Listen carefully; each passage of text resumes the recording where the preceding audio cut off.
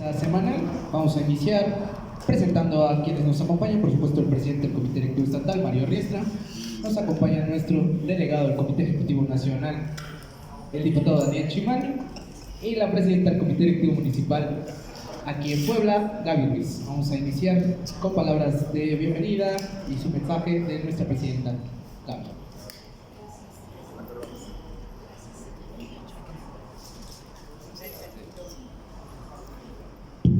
Listo. Muy buenos días a todas y a todos, medios de comunicación, qué gusto reencontrarnos nuevamente en este día, de cara nuevamente a informar a la ciudadanía.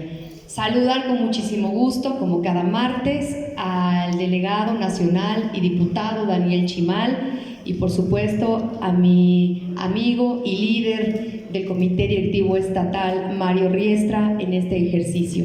En unos momentitos más se incorporará el secretario general del Comité Directivo Municipal, Manolo Herrera, y bueno, muchísimas gracias a todas y a todos. Amigas y amigos, y a todos los que nos sintonizan a través de las redes sociales, quiero pedirles que imaginemos una escena muy sencilla. Una familia poblana se sienta por la noche en la cocina de su casa y frente a ella, sobre la mesa, los recibos de colegiatura, los tickets de despensa, facturas por pagar, una que otra multa por parquímetro, y de repente pues se observa una gotera en el techo, una humedad que puede colapsar pues esta vivienda. Para la familia, lo lógico al compartir estas problemáticas es decidir tapar y resolver el problema de la humedad, porque puede colapsar y entonces se genera un gran problema. Pues esto, que nos parece lógico en el actuar de la familia, ¿no?, en la casa de todas las y los poblanos, que es este ayuntamiento, lo que hace el ayuntamiento para detectar esas problemáticas comunes que en alguna casa suceden, pues es pagar para preguntar, y pagar millonadas para preguntar qué necesita la casa y por dónde van a empezar. Es como si la familia decidiera pagarle a una encuesta, a un servicio, para preguntarle a sus vecinos por dónde tiene que empezar a arreglar su vivienda. Y esto resultó, esta analogía la quiero hacer porque recientemente se llevó a cabo la Comisión de Hacienda y Patrimonio del municipio de Puebla, en donde se detectaron algunas situaciones en los estados financieros. El estado financiero es como un estado de cuenta personal en donde se va reflejando qué hacemos con nuestro dinero.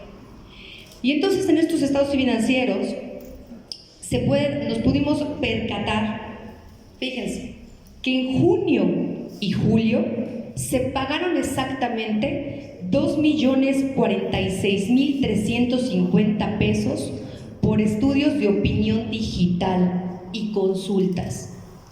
2 millones. Y después, en un rubro adicional, se pagó 20.283.108 pesos en los conceptos de difusión en medios y creación de contenido en internet. 20 millones, poblanas y poblanos. Para que dimensionemos un poquito, son aproximadamente 650,000 pesos diarios que el ayuntamiento destinó en comunicación y en preguntar. Y mientras tanto, mientras esto sucede, afuera del palacio, pues la ciudad nos cuenta otra historia. Después de estos estudios de opinión, pues la gente sigue saliendo y el bache sigue estando. La luminaria sigue sin funcionar, el parque sigue sin rehabilitar. Y hay familias, este dato es importante que les voy a decir, de las inundaciones que tuvimos el 28 de junio, hay familias que ni siquiera todavía reciben el apoyo básico para cubrir con todas las pérdidas que tuvieron por esa contingencia. Y entonces hacemos la comparación. Imagínense, en 2 meses los 2 millones. Y después, en julio, 20 millones. ¿Y si recordamos cuánto aportaron el ayuntamiento como respondiente a las víctimas de las inundaciones? 1 millón y cachito. O sea, entonces, para beneficiar a las familias que de verdadmente la pasan mal y tienen problemáticas, de este tamaño el presupuesto. Pero para los estudios de opinión y de consulta, 20 millones de pesos. Vaya decisiones del ayuntamiento. Así de grande es el amor al pueblo que ellos pregonan. Y bueno, exigimos que cuando esta cantidad se destina de millones a la ciudadanía en este tipo de encuestas, pues se transparente la metodología, sobre todo se explique con claridad para qué sirvieron y qué decisiones se tomaron o qué acciones del gobierno municipal se ejecutaron para mejorar a partir de ellos. Porque hasta hoy hay algo que no sabemos. Si estas encuestas sirven para resolver problemas, pues muchos de nosotros vemos que lo mismo sigue pasando y lo mismo sigue sucediendo. Y además de este ejercicio de gasto en los estados financieros, no termina en el ámbito solamente de comunicación social, amigas y amigos. Avanza porque al cierre de julio el ayuntamiento tenía alrededor de 4.412 millones de pesos pendientes por ejercer. Esto es más de la mitad de su presupuesto modificado. Y en obra pública, sí, en esa que se utiliza para pavimentar las calles, recuperar espacios públicos, dignificar espacios, cerca de 900 millones disponibles. Y solo se han devengado aproximadamente 337. Esto representa solo un avance del 37.5%. Es decir, de cada 10 pesos destinados a obra, ni siquiera 4 se han reflejado todavía en el avance financiero. La explicación que nos dan es que el gasto se acelera en el segundo semestre, que hay licitaciones en las que se dan los procesos de anticipo que todavía no aparecen como devengados. Entonces les pedimos que publiquen los contratos, los calendarios, los anticipos, los avances físicos y la fecha de entrega de cada obra. La confianza ya no se pide, la confianza ya se tiene que acreditar a estas alturas, amigas y amigos. Y a esta situación de este ejercicio de gasto lento, pareciera que no hay emergencias, pareciera que Puebla no lo necesita, se suma, por cierto, un punto que refirió nuestro regidor Carlos Montiel, el tema del famoso crédito. Se pidió el crédito. ¿Y para qué caramba se pide un crédito cuando ni siquiera han podido gastar lo que ordinariamente tienen asignado en presupuesto? Vamos a hacer lo mismo va a ser lo mismo de siempre con este ayuntamiento de Morena. Gastarlo mal, corriendo, con procesos de adjudicación mal hechos, pues que es lo único que sabe hacer Morena con nuestra ciudad. Entonces, amigas y amigos, los poblanos no vivimos de percepciones, refiriéndome a la primera parte de mi intervención, vivimos las consecuencias que fallan y las obras que no llegan. Un gobierno no mejora, y eso lo debe entender, porque se pague para preguntar cómo lo ven. Mejora cuando la gente puede ver con sus propios ojos que ya cambió su realidad. Menos dinero para medir la imagen del gobierno y más dinero convertido en resultados para la gente. Debe notarse en las calles y no solamente en sus redes sociales. Pues es cuanto. Muchísimas gracias a todas y a todos. Muchísimas gracias. Escucharemos a nuestro diputado federal y delegado del Comité Ejecutivo Nacional, Daniel Chamán. Muchas gracias, muy buenos días, presidenta, presidente, secretario, a todos los medios de comunicación y a la ciudadanía que nos escucha. Hoy traigo aquí un tema que debe de importarnos y de suma relevancia para todos los mexicanos. El día de ayer tuvimos declaraciones de parte de la presidenta de México acerca de la aerolínea mexicana, diciendo al aire, vamos muy bien. Reconoció que supuestamente va muy bien esta aerolínea, pero dijo que todavía necesitas más recursos públicos y aún no alcanza su punto de equilibrio.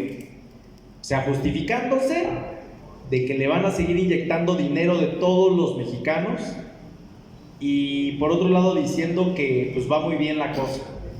Ahora nos dicen que Mexicana será autosuficiente hasta que tengan 20 aviones. Actualmente tienen 8.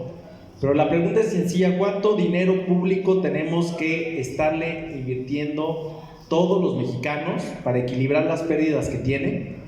Hasta que lleguen estos 20 nos dicen, pero a final de cuentas no han demostrado que sea una empresa rentable.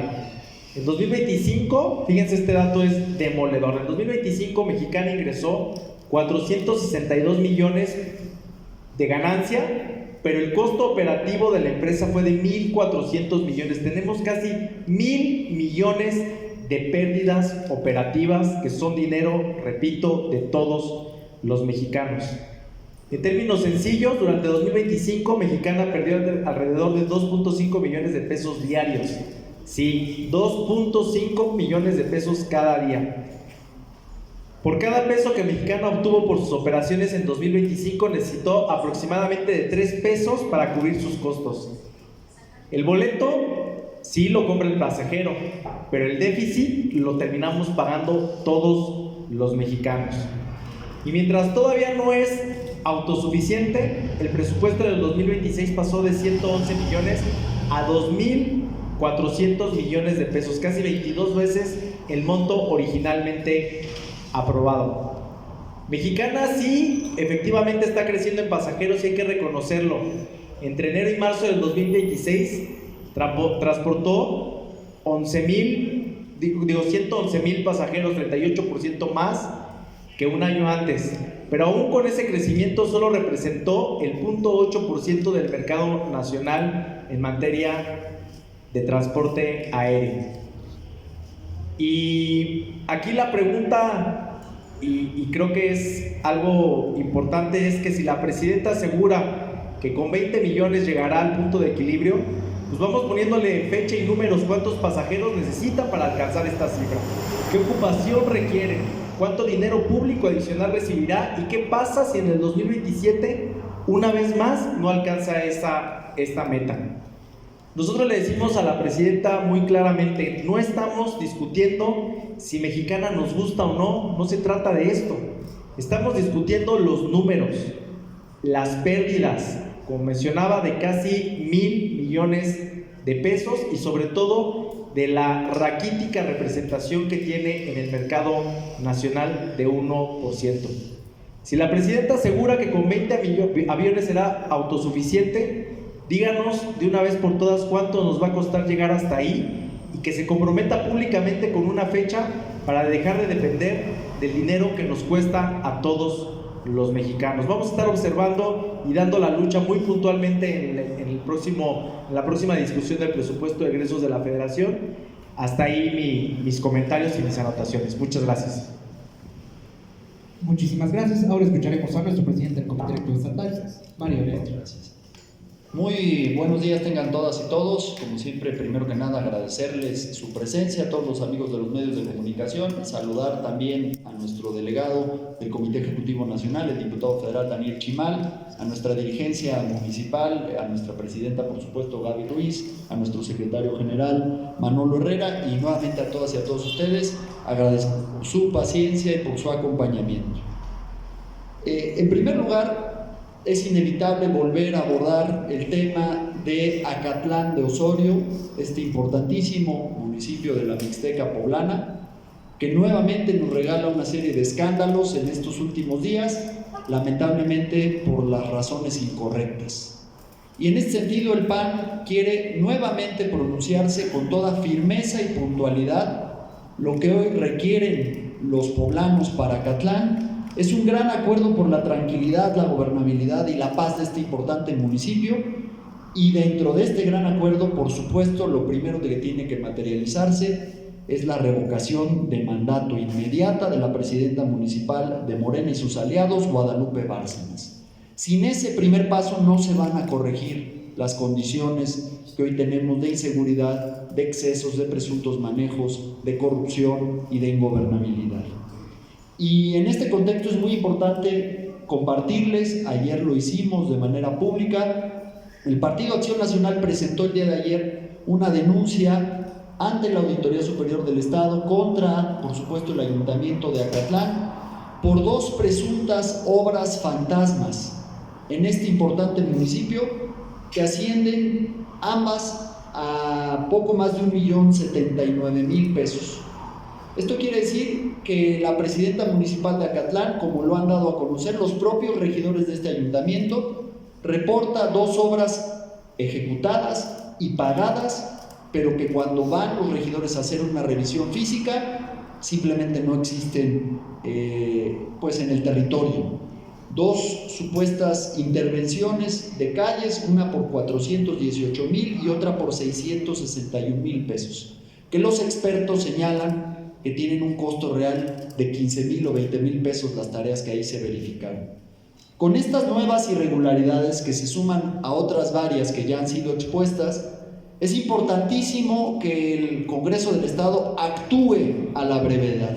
En otros casos, ya lo hemos venido señalando, el Congreso ha actuado de manera intempestiva, rápida, expedita, pero en este caso parece que le están dando tiempo extra. Y es muy importante para nosotros señalar que estamos a menos de un mes del grito de independencia y creemos que sería muy grave poder poner en riesgo la celebración de estas fiestas patrias sin antes haber resuelto el grave problema que vivimos en Acatlán, y por eso nos pronunciamos porque la revocación de mandato de la presidenta municipal se pueda verificar a la brevedad. De otra manera, podemos correr el riesgo de que estos estallidos sociales, esta inconformidad social, escale de cara al grito de independencia. En segundo lugar, queremos también abordar el tema de la detención del secretario de Seguridad Pública de Atlisco el pasado fin de semana, que hay que recordar, este personaje, Antonio Hernández Pacheco, llevaba casi 5 años al frente de la Secretaría de Seguridad Pública de este importante municipio de Atlisco, gobernado por Morena y sus aliados. No solo fue nombrado por la presidenta municipal en 2021, fue ratificado nuevamente en 2024. Y aquí vienen a colación las palabras del expresidente Andrés Manuel López Obrador, quien decía que no hay un solo negocio ni decisión gubernamental que no requiera forzosamente el visto bueno del poder y sobre la cual no haya tenido conocimiento el Ejecutivo. En este caso, como no podría haberse llevado a cabo estas irregularidades y este incorrecto desempeño de parte del secretario de Seguridad Pública de Atlisco, lo que estamos nosotros haciendo es una solicitud para que se investigue a quienes pudieron haber conocido, permitido o encubierto posibles irregularidades de este mando de seguridad pública. Ariadna Ayala no puede limitarse a decir que desconocía las irregularidades de su secretario de Seguridad Pública. Siguiendo la lógica de Morena, tendría que investigarse a la titular del Ejecutivo de este importante municipio, porque además en los últimos años es evidente que se habían venido recrudeciendo y complicando las condiciones de seguridad en Atlisco. Por ello es importantísimo que se lleve a cabo una investigación que abarque inclusive a la presidenta municipal de este municipio. Y por último, para mí es muy importante también abordar el día de hoy el tema de la visa de Andy López Beltrán. Primero, para mí es muy importante señalar que es evidente que Morena conocía de este hecho desde hace varios meses. Lo primero que hicieron en este control de daños como parte de la estrategia de Morena fue retirar a Andy López Beltrán de su cargo como secretario de organización de Morena. Trataron de ir encapsulando el conflicto. Lo segundo que llevaron a cabo fue tratarlo de ir proyectando para un cargo legislativo federal a fin de darle fuero y protección a Andy López Beltrán. Esa es parte de la estrategia de control de daños y protección política que está teniendo Morena en favor de este hijo del presidente Andrés Manuel López Obrador. Después vino la presidenta Claudia Sheinbaum a Puebla a anunciar una medida más para desviar la narrativa, el discurso y la atención de la opinión pública. Y esta estrategia, cuando la presión comenzó a crecer, consistió en anunciar el cambio de nombre del Paso de Cortés, una mera caja china para desviar la atención. Hoy, Claudia Sheinbaum Pardo acusa a Estados Unidos de injerencismo por quitarle la visa a Andy, lo cual es una incongruencia total. Y aquí es muy importante recordar lo que hizo México con la política de asilo respecto a Perú. Es injerencismo que un país soberano le retire la visa para ingresar a ese mismo país, pero no es injerencismo cuando México le otorga asilo político a un funcionario de Perú imputado por la justicia de ese país como un probable autor material e intelectual de un golpe de Estado. Es decir, México sí puede interferir en el proceso judicial de otro país, pero entonces en ese caso no es injerencismo, pero sí es injerencismo cuando Estados Unidos le retira la visa para ingresar a los Estados Unidos al hijo del expresidente de Morena. La incongruencia total. Se trata de una estrategia simplemente mediática que busca desviar la atención, que busca desviar la narrativa, y como los regímenes populistas se gobiernan no a través de políticas públicas, sino de una narrativa que a fuerza de ser repetida y otra vez busca convertirse en verdad. Como siempre, por supuesto, estamos a sus órdenes para cualquier tipo de pregunta.